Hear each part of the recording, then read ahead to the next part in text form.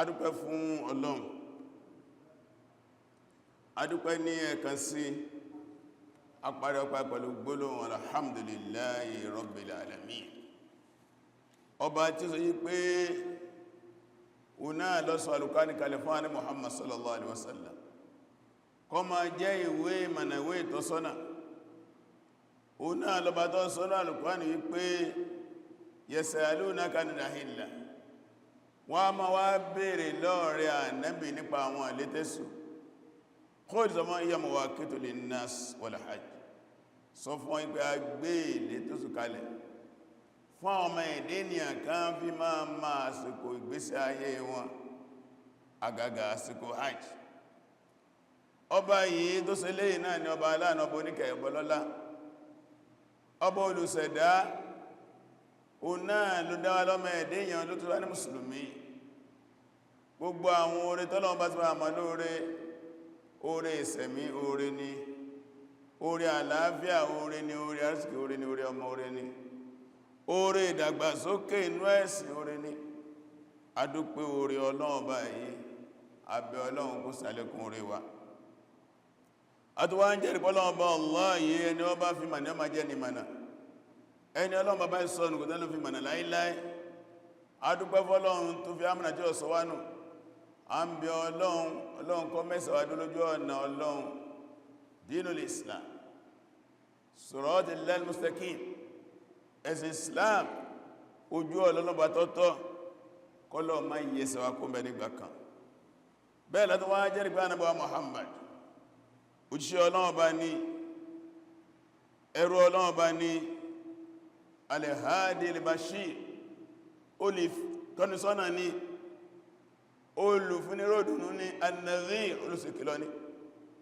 alladhi balagha ar-risala, iṣẹ́ tọ́lọ́run bá fi rán Ànábì jẹ́ tí ó jẹ́ kù, wa adda al-amana, gbàdá ní tọ́kàn sí ọ̀dọ̀ Ànábì sójúṣe, ọ́sẹ̀ tó ẹ̀ lórí gbàdá ní ìrọ̀ bá ní ká Ànábì bá ní ga Ànábì. Gbogbo àwọn Ànábì Ọlọ́run tí wọ́n ṣe lọ síwájú Ànábì bá ní ká bá ní gẹ̀ wọ́n. Gbogbo àwọn sàábé tí wọ́n yẹ tí wọ́n gbò lójú ọ̀nà Ànábì jọ́nà lọ́run tí wọ́n bá Ànábì lò bá ní yọ́nú sí wọn. Àwọn tí wọ́n tó wá tẹ̀lé wọn lórí dáadáa lóní ọ̀nà mà tí Ànábì mú wá mina tabi'in, nínú àwọn tabi'in, wa man tabi'ahum bí ìsànlẹ̀ yóò méjì, àtẹ́yìn tó bá tẹ̀lé wọn títí di ọjọ́ ẹ̀san. Bá ní yọ́nú sáwọn náà, bá ní kí àwọn náà, ìkẹ́ Ọlọ́run, Ọlọ́run, ìyọ́nú Ọlọ́run jẹ́ kó jẹ́ tàwa náà kó tàwọn ọmọdọ́mọ wa. Ẹ̀rì ìbánsọ̀ wa lè ní ìtẹ̀síwájú ní lórí ìbásọ̀rọ̀ wa ní ìjẹjọ́ mi tí a sọ̀rọ̀ sí náà ni pé waqfatun sari'atun ma jadala hawli ru'yati hilali Shawwal, thubutiha aw adam thubutiha. Ní ìjẹjọ́ bí a tẹnumọ́ náà ni awuyewuye, ìfọ̀rọ̀wérọ̀ tí ń bẹ lórí rírí oṣù Shawwal ọdún 1446 2025 wọ́n rí àbí wọ́n rí.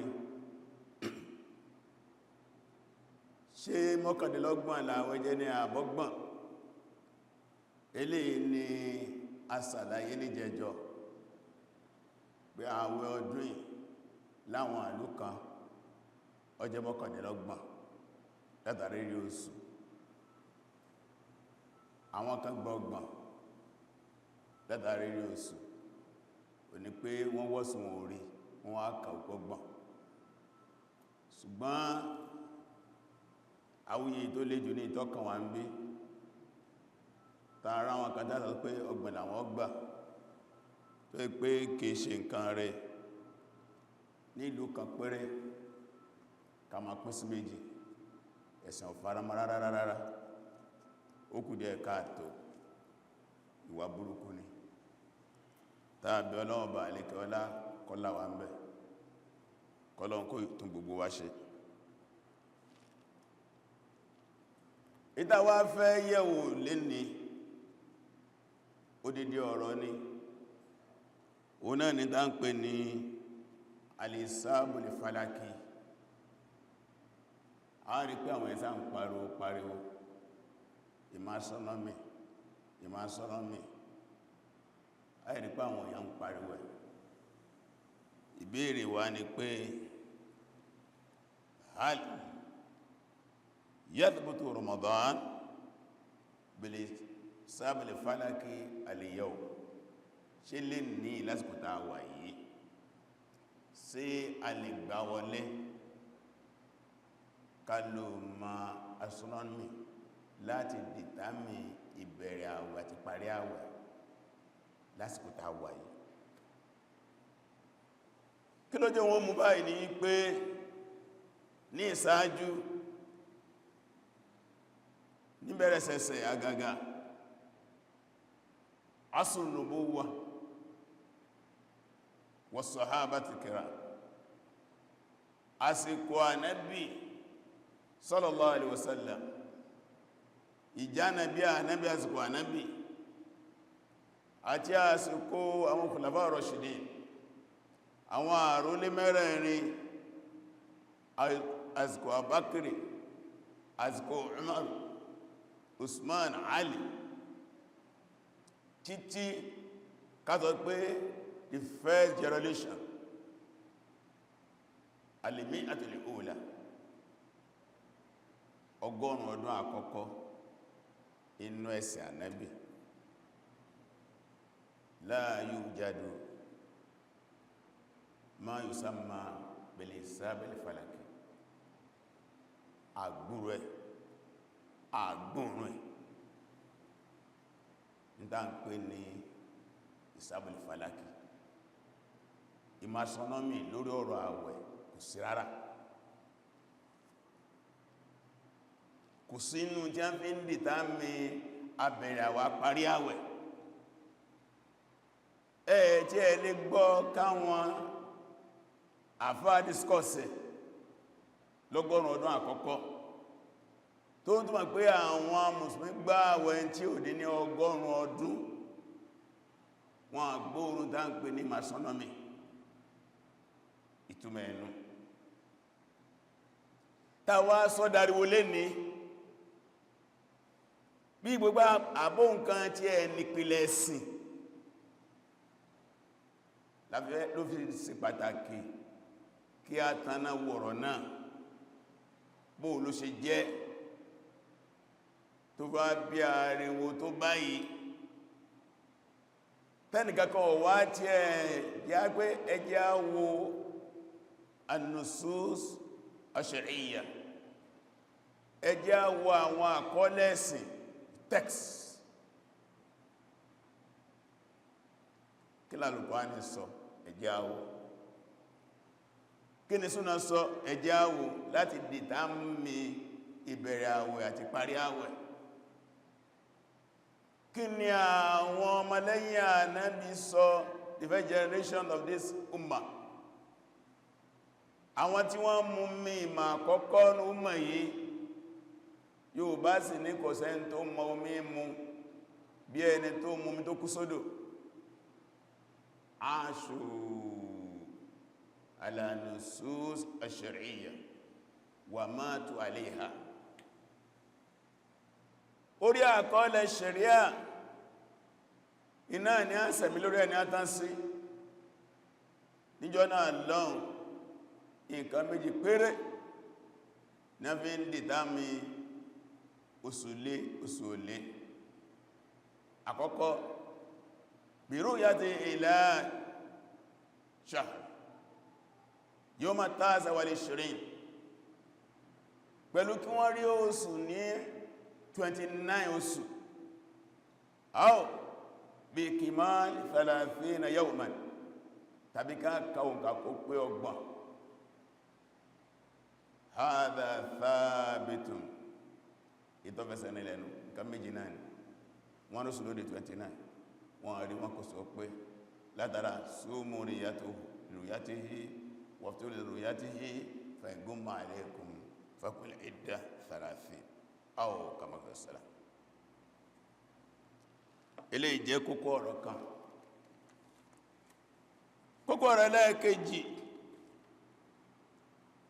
ọ̀nà ni pé ká mọ̀ pé ká lọ mọ̀ ìmọ̀ àjàdájú anna Allah subhanahu wa ta'ala lam yaj'al alayna fi dinina aya harajin. Ọlọ́ọ̀ba tí ó dá wa tó ní ká jẹ́ mùsùlùmí kò fi ìnira kankan sínú ẹ̀sìn wa.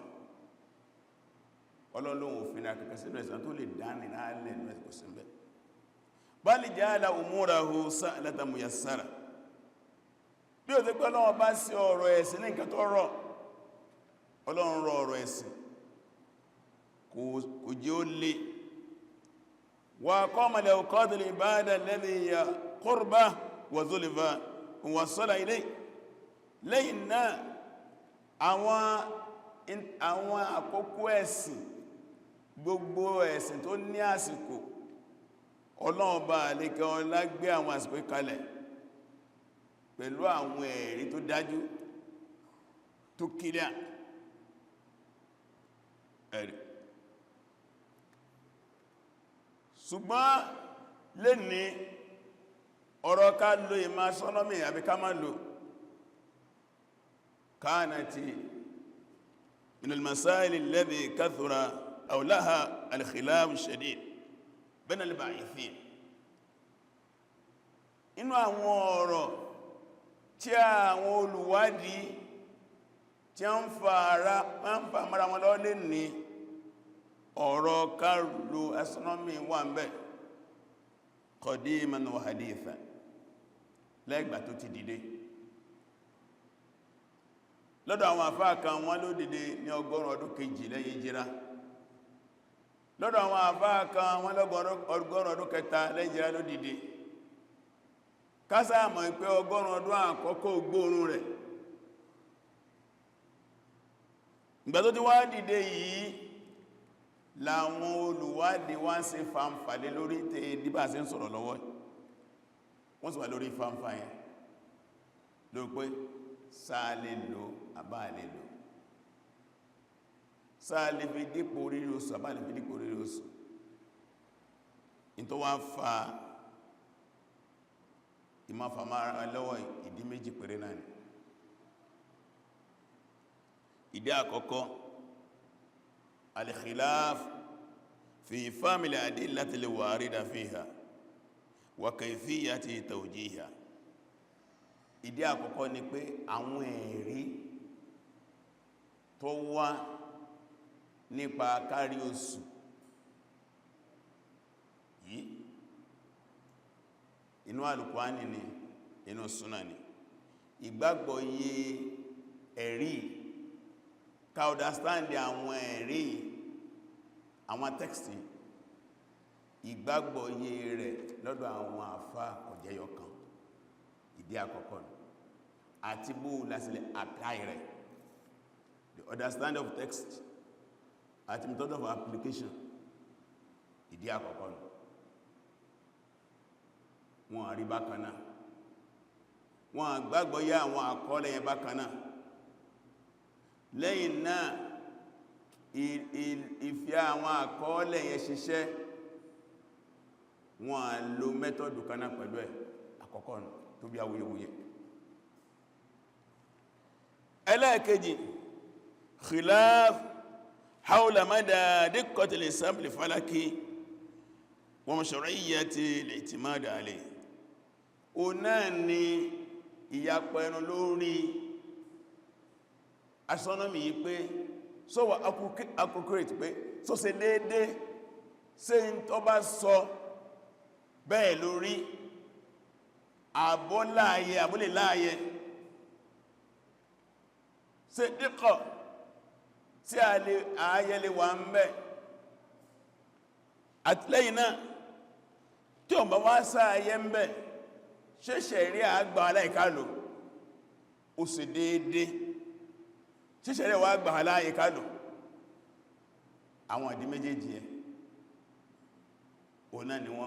ọ̀nà ni problem tí ó bí wàhálà torí ẹ̀ lóde òní wá rí ọwá wà nù mustajadat àwọn nǹkan tó tún òde òní táǹpẹ́ ní nawazil àwọn nǹkan tí ó sì tẹ́lẹ̀ tó yẹ pé ìdàgbàsókè ilé ayé ló bí ibẹ̀ ni wọ́n tó sí ní ìní àgàgà nígbà tó di pé àwọn ìmọ̀ ń dàgbàsókè àwọn ọmọ ń dàgbàsókè àwọn ń dàgbàsókè ìmọ̀ astronomy náà wá dàgbàsókè débi pé lè ní kò sí irú oyè tí a ń gbà nínú ìmọ̀ kan tí wọ́n gbà nínú ìmọ̀ astronomy gbogbo oyè tí a ń gbà nínú ìṣirò ní ẹgbà nínú astronomy gbogbo tí a ń gbà nínú medicine ní ẹ̀nà ń gbà nínú astronomy gbogbo ìmọ̀ tí a ń gbà ní geography biology ní ẹ̀nà ń gbà nínú astronomy gbogbo oyè tí a ń gbà nínú sharia nínú fíkì nínú lóga nínú language gbogbo náà ń gbà nínú astronomy ìmọ̀ tó ìdàgbàsókè dé píkì ní tó dìde eléyìí tí wọ́n tó ti bẹ́ẹ̀ fàǹfà ọ̀tán lórí ẹ̀ kò sọ́dún kan tí Ramadan ó máa bọ̀ tí Ramadan ó dé Ramadan ó lọ táwuyewuye ò ní sí lórí ẹ̀ ní 2007 ní Ikorodu ní táwọn Ikorodu a ṣe dìbéètì kan bẹ́ nígbàtí ìṣẹ̀lẹ̀ṣẹ̀lẹ̀ iná ẹ̀wọ̀ àwọn 2025 ní 2007 kódà láìpẹ́ kódà lé ní ẹnìkan sẹ́ẹ̀dì kílébù náà kílébù program ẹ̀sìn níbi tí ṣe múránẹ̀lẹ́ àti comment tí wọ́n ṣẹ̀dá Saudi ń gbà yẹn 2007 àwọn 2025 láti debate public debate tí wọ́n lù yẹ kún fáwọn èrò fáwọn àfáà fáwọn mùsùlùmí lọ́kùn lómi okùn dìgbìdìgbì ni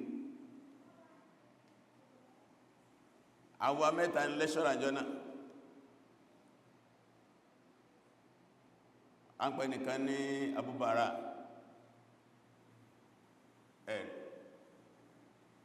science ni ẹsẹ̀ PhD in science olókọ́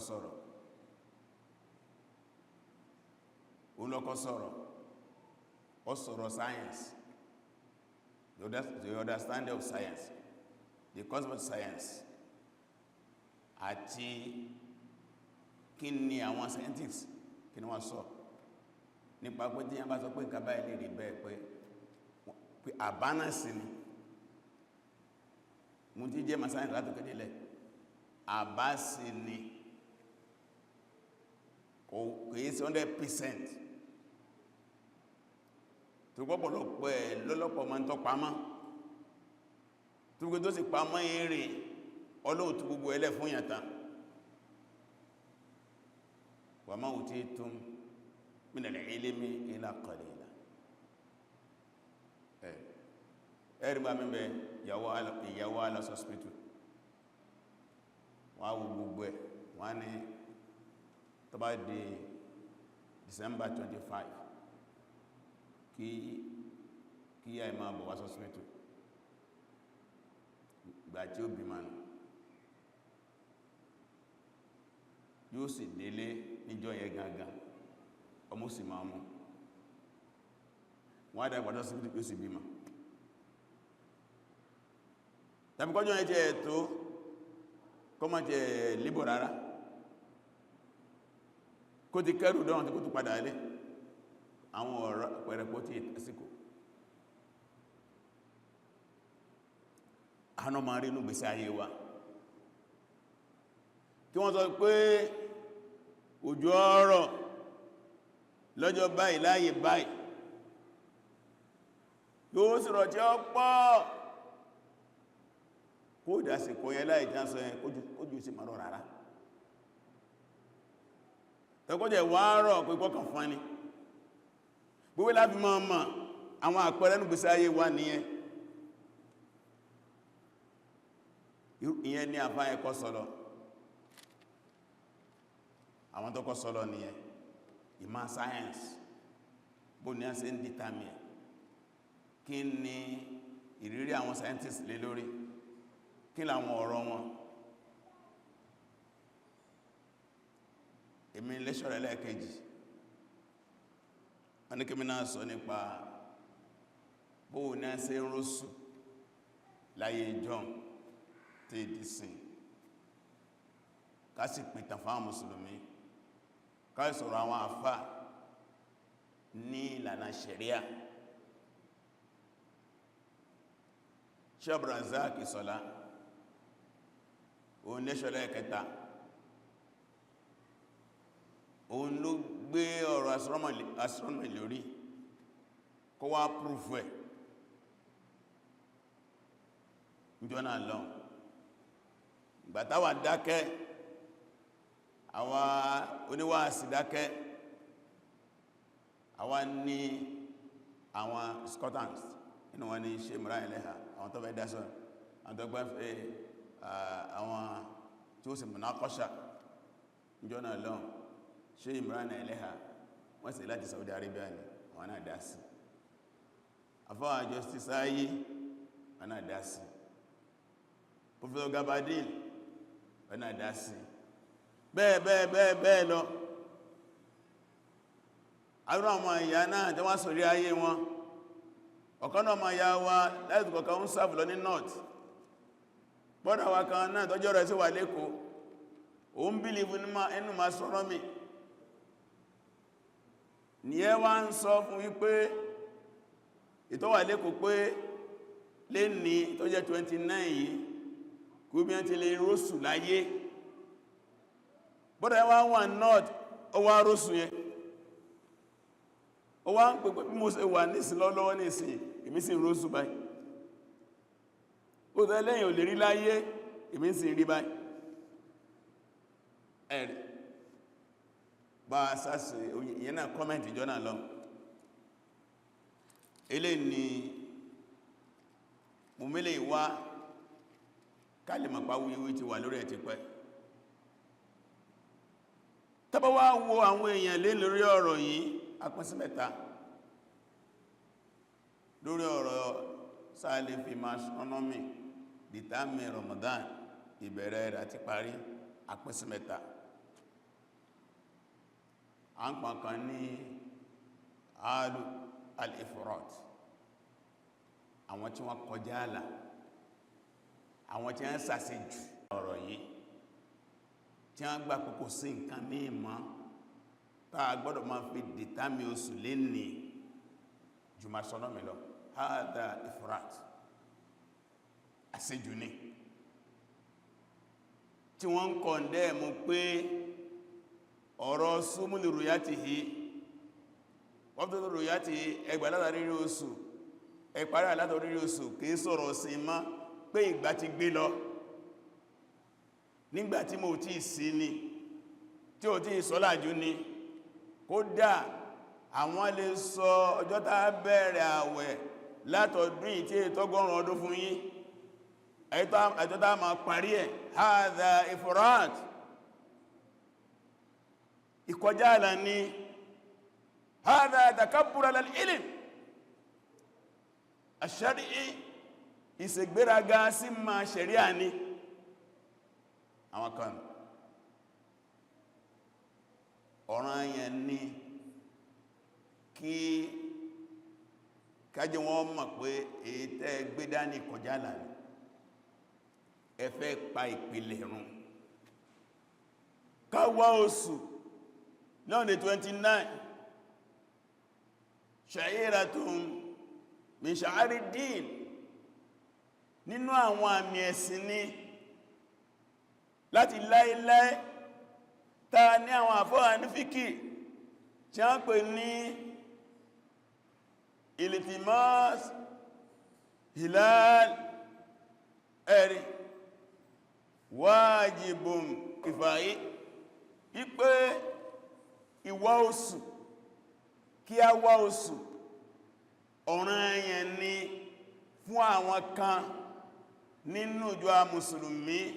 tán pè ní fardu kìfáyà tó gbé tán ká bá tẹ́lẹ̀ sí mẹ́lẹ̀ kí wọ́n ṣe kò sẹ́sẹ̀ bá yòókù ma tí wọ́n bá ti báyìí ká ń ṣe ìwàlá lẹ́sẹ̀ láàmà bá nú mazhabul fiqhiyya tí wọ́n tó ń fi kí wọn pé ká nígbìmọ̀ tí wọ́n máa wá oṣù ọ̀ranyàn àwọn kan ní láàrin àwọn mùsùlùmí tá ò gbọ́dọ̀ fi sílẹ̀ ní gbogbo ìgbà torí díẹ̀ tàbátìlọ́ka suratul hajj a rí nígbàtọ̀lọ́wọ́ bá alékọ́lá tí ma wá sọ̀rọ̀ nípa ń tá bá ti pè ní àmì ẹ̀sìn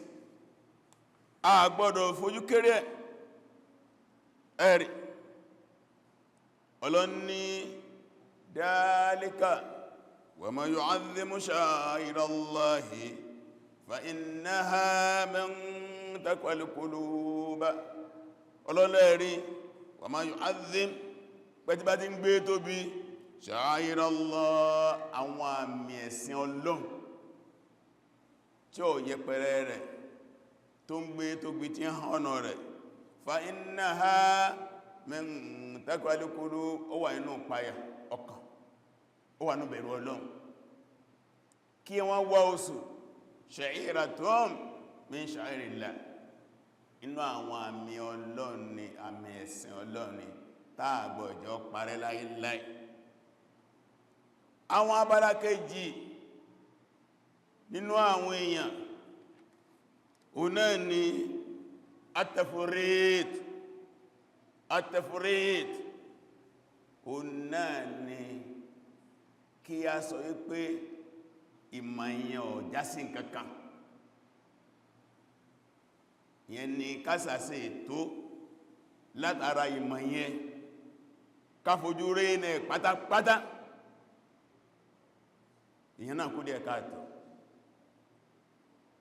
abára ẹlẹ́ẹ̀kẹta oná ni alwasat káwà lábẹ̀lẹ̀ agbẹ̀dẹ̀ méjèèjì a ní kọjá àlà lórí ìmọ̀ yìí a ní sàṣẹ ètò lórí ìmọ̀ yìí in tá bá lè jàǹfààní inú ìmọ̀ yìí tí ò ní tako ìpìlẹ̀ ẹjá jàǹfààní rẹ̀ a ní sọ pé kò sọ̀rọ̀ ń bẹ̀ ẹ̀sìn gbọ́dọ̀ bá ń ròyìn umma anábì inú Suratul Baqara yàwó 83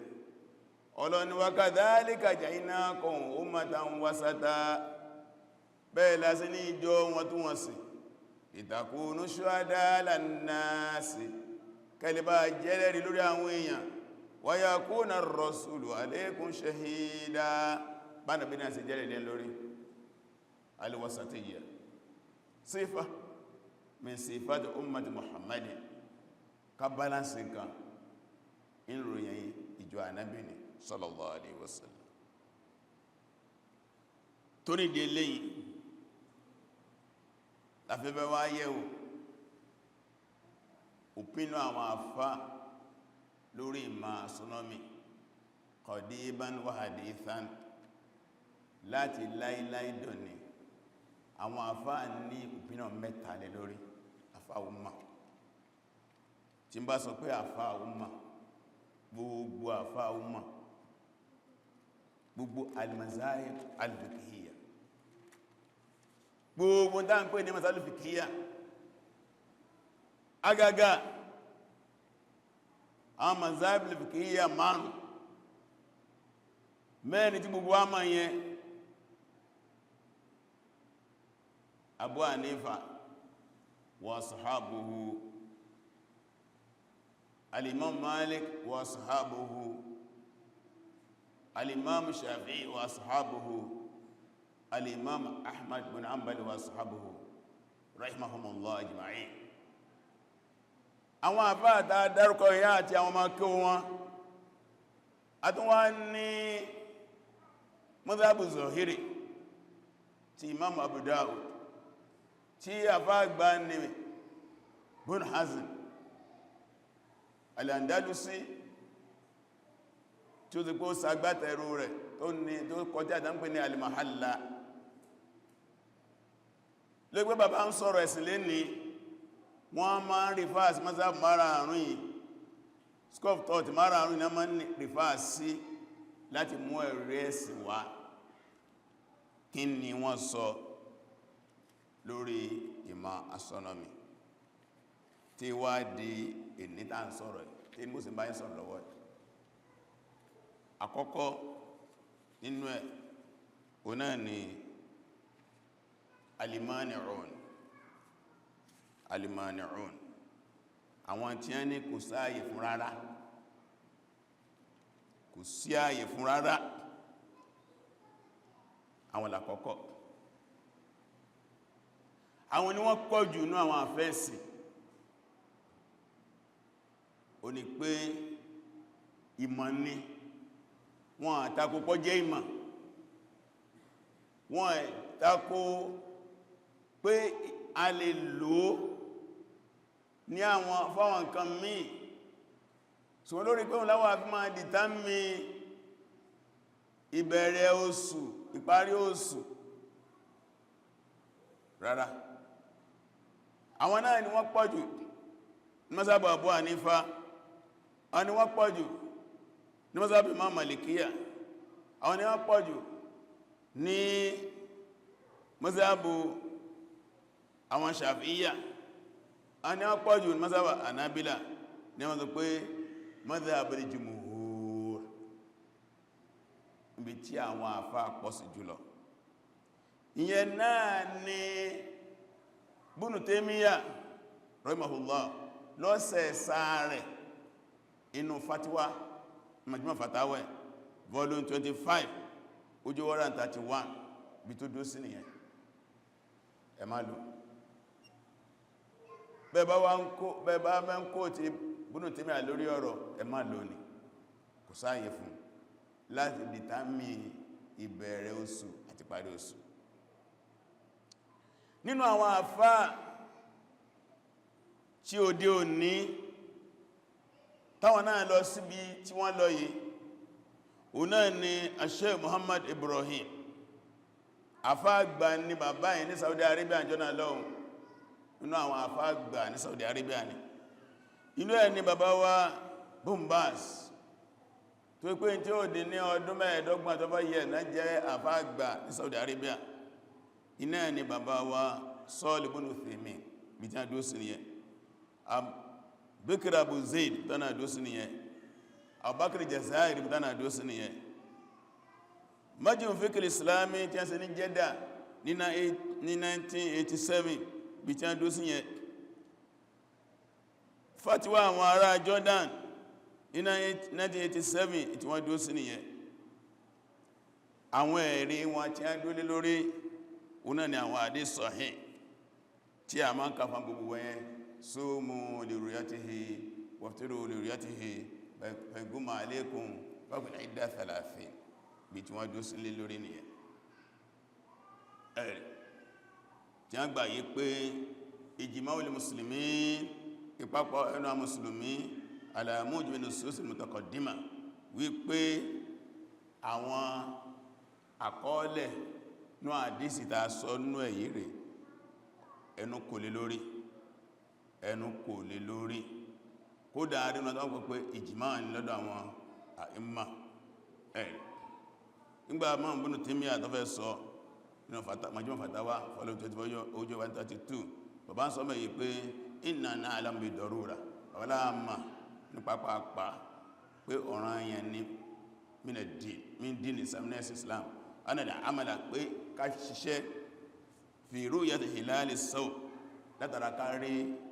ìlétẹ́tì oṣù tàà fi gbáwẹ̀ awul hajj tàbí ìlétẹ́tì oṣù tàà fi sí hajj awul idda tàbí ìlétẹ́tì oṣù tí obìnrin tí ọkọ ẹ̀ bá kú tí máa ń fi ṣe idda awul ila tàbí ìlétẹ́tì oṣù obìnrin tí ọkọ ẹ̀ bá bínú sí tí ó bá láṣepọ̀ tí fi lọ bí oṣù mẹ́rin tó lè túnmọ̀ kó ti kọ́ aw ghairi dhalik àti bẹ́ẹ̀ bẹ́ẹ̀ lọ min al-ahkam al-muta'alliqa bil-hilal nínú àwọn ìdájọ́ tó rúpọ̀ mọ́ ìlétẹ́sù bí khabar hisab pẹ̀lú káwá sọpá fẹ́ lo ìró àwọn onímọ̀ astronomy annahu yura wala yura pé sódò ní àbí ò lé ní wọ́n ní la yajuz kọ̀tọ́ la yajuz kọ̀tọ́ rárá ẹ̀rì kọ̀tọ́ rárá báńkì ló dé orí bẹ́ẹ̀ wà nususu al-mustafida bidhalik àni nàbí sallallahu kathira wọ́n láwọn ẹ̀rí tó wá látọ̀rọ̀ ànábì lórí bá a ṣe lo ìlétésù táà fi bẹ̀rẹ̀ oṣù táà fi parí oṣù ọ̀pọ̀ ọ̀kọ̀dá ajma al-muslimuna alayhi tẹ́nà mùsùlùmí kò lé lórí ẹ̀rì torí díẹ̀ wọ́n ní ọ̀kọ̀dá ajma al-muslimuna ala adami jawaz al-amal bil-lisan li ithbati shuhur al-arabiyya torí díẹ̀ wọ́n ní àwọn àfáà Islam ní ṣáájú ẹni wọ́n kò pé a ò gbọ́dọ̀ lo astronomy láti fi ẹni oṣù láti dìtàmì ẹni oṣù kankan oṣù ojú ọ̀run ẹ̀rì bàbá ní wala yurafu fi khilafun qadim aslan bàbá ní lórí dáa sọ yóò ní látijọ́ ẹnu àwọn àfọ́ kò yá palẹ̀ lórí bàbá ní látijọ́ kò sẹ́nìkan tó hágíwẹ̀ bí tí àwọn kùsùdó ní bàbá ní wala khilaf hadith bàbá lásìkò táwọn tí ń sọ̀rọ̀ iná àwọn àyàpá tó dé tó ṣẹ̀ṣẹ̀ dé bàbá ń sọ̀rọ̀ ní 100 ọdún kẹjọ lẹ́yìn ìjírá àwọn 100 ọdún kẹẹ̀dógún ọ̀rọ̀ táwọn sọ ti lé ní 100 mẹ́jọ sẹ́yìn illa ma warada an ba'di mutakhirin min tafakkiha al-hadithin ba'da mi'ati thalitha bàbá ní sọ̀rọ̀ tí ọ̀rọ̀ ìwádé ní pé arọ́rọ̀ díẹ̀ gbọ́ lọ́dọ̀ àwọn àfọ́ onífíkíù kan tí wọ́n ṣẹ̀ṣẹ̀ dé tí wọ́n dé lẹ́yìn 100 ọdún kẹta ìjírá àwọn náà bẹ̀rẹ̀ sí gbé ní àrùgẹ tó ti pé ìyapẹ̀nú ṣẹlẹ̀ lórí ẹ̀ ọ̀rọ̀ bàbá lọ níbẹ̀rẹ̀ gẹ́gẹ́ tàbáwo fatawa volume 6 oje 590 àbámbẹ̀ bẹ́ẹ̀ náà ni Ibn Muflih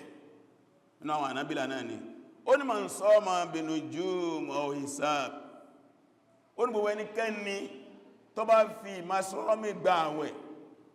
lámùjú ìzé oníkọ̀láwẹ̀ wọ́n ni àsọ́bà kódà kọ́ correct oníkọ̀láwẹ̀ ó ní torí gíní wala yukam bi tulul hilal bí ma ó ní màràwọ̀ àti astronomy a kìí fi ṣe ìdájú ẹ̀sìn ànábì ẹ̀rì walau kathratu isabatuha kódà pé gbogbo ìgbà ló ń ṣe kò ń gẹ́ wọ́n níjọ́ báyìí ni ó níjọ́ náà ló lé níjọ́ náà ló lé ó ní àkìfí sẹ́sẹ̀ ìbẹ̀nú tí a lè tán pé ní al-furu' volume 4 ojú 413 ẹ̀rì bẹ́ẹ̀ na búnú Abidin ó náà zọ́nà àṣíyà rẹ̀ pé láìbúra ó ní ẹmá kàkùn rárá bí qawli muwakkitin fi wujubi sawm pẹ̀lú àwọn tí a máa dájọ́ fún ìjọ́nà àyàwẹ̀ ìjọba ìlà bẹ̀rẹ̀ ìjọba ìní ọ̀tán ó ń la ibra kò ní túnmọ̀ ní ẹ̀sìn ó ní wala yutabaru qawluhum ó ní ọ̀rọ̀ wọn ẹ má kàkún ẹ̀dánù bil ijma' pẹ̀lú panupọ̀ àwọn àfá ó ní wala yajuzu lil munajjim an yamlisa bi nafsi ó ní kó dẹ̀ tó bá nímọ̀ yìí kó lò fún ara rẹ̀ gan kọ̀tọ́ kátà pẹ̀lú mí tí ó ní mọ̀ ní ọwà lò ẹ̀rì bẹ́ẹ̀ tàbí tó wọnú sharh risala bunu Zaid fọlọ́wọ́ ojú 291 wọ́n ní pínú hajji bí sọ báyìí pé la yultafat a gbọ́dọ̀ wòye sí ila qawl munajjimin ittifaqan sí ọ̀rọ̀ àwọn tó yẹ pé wọ́n ní ma tí a fi máa ń dìtà mi péjọ báyìí lùsù ó lè níjọba ìkò ní lé ó ní ìpanupọ̀ àwọn àfẹ́ẹ̀sìn la yultafatu ila qawlihim ẹ má tẹ́tí sọ̀rọ̀ wọn ẹ̀rì ṣúlá Ulayis wọ́n náà bí Ulayis léèrè ní àwọn ẹni sáájú náà ni ní àwọn ulama sáájú an rajul fi zamanihi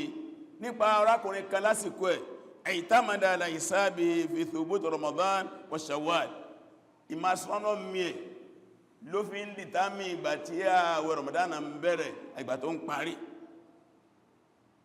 wọ́n ní kí lórí sí torí pé lam ya'tabir ru'yat al-hilal bil basar torí pé ẹni tá ń sọ yìí kò tí ẹ kàkún rírí oṣù kò fi sínú àìjẹ́ndà rẹ̀ wọ́n bẹ́ ìlú àfàgbé àwọ̀ dalal sí tó ń sọ yìí